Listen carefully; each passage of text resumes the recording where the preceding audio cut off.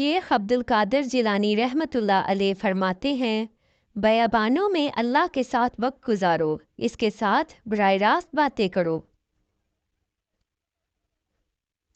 तू अल्लाह की राह में मुस्तहिक को भी दे और उसको भी दे जो मुस्तहिक नहीं है। अल्लाह तुझे वो भी देगा जिसका तू मुस्तहिक है और वो भी देगा जिसका तू मुस्तहिक नहीं है।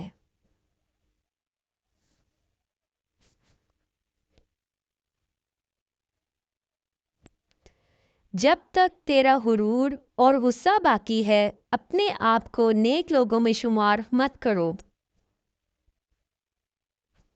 तुम हर हाल में रसूल अल्लाह सल्लल्लाहु अलैहि वसल्लम का बताया गया ये जिक्र किया करो, ला हौला वला कुव्वता इल्ला बिल्लाहिल अलिय्यिल अज़ीम। नहीं है कोई ताकत और कुव्वत सिवाय अल्लाह के, आलीशान और अजमत वाला है। तुम हर सूरत अल्लाह ताला से माफ़ी की दरख्वास्त और इसकी तारीफ़ बयान करते रहो और इखलास के साथ इसको याद करते रहो। अगर तुम ऐसा करते रहोगे तो तुम बीमारी की फौज से और नफ्स और ख्वाहिशों और शैतान की अफवाज से महफूज हो जाओगे। तुम पर लाजम है कि सुन्नत की पैरवी करके अपने जिस्म के अज़ा को पाक करो और कुरान पर अमल करके अपने दिलों को पाक करो। अपने दिल का ख्याल रखो, फिर तुम्हारे जिस्म का ख्याल रखा जाएगा। हर बर्तन वही चीज़ उगलता है जो इसमें मौजूद होती है। जो कुछ तुम्हारे दिल में है वही तुम्हारे जिस्म से ज़ाहिर होने लगेगा। हज़रत शेख अब्दुल कादिर जिलानी फरमाते हैं, तेरी गफलत की इलामत अहले गफलत के पास बैठना है।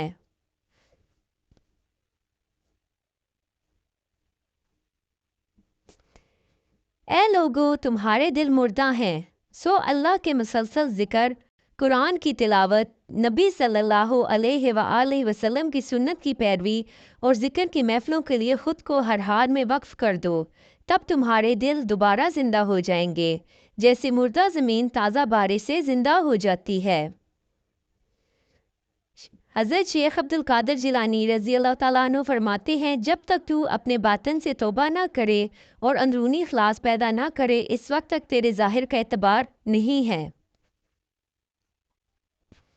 तुम हर तरह उसको जानने की कोशिश करो जिसकी तुम इबादत करते हो, यानी कि अल्लाह ताला की, इससे पहले कि तुम्हें मौत आ जाए।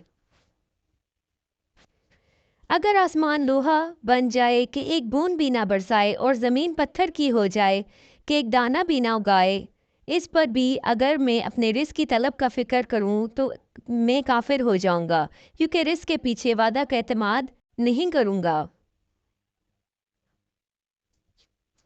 अल्लाह का दोस्त वही है जो मखलूक पर शफ़क़त करता है।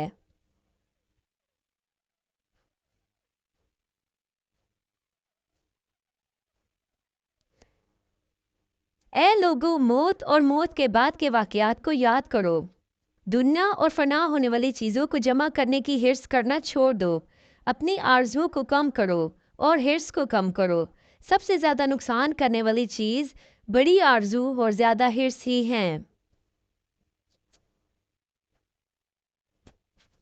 अच्छे लोग भैंस की मानंद होते हैं जो सूखी घास खाकर भी कीमती दूध देती है, जबकि बुरे लोग सांप की तरह हैं जो मीठा दूध पीकर भी डस लेते हैं।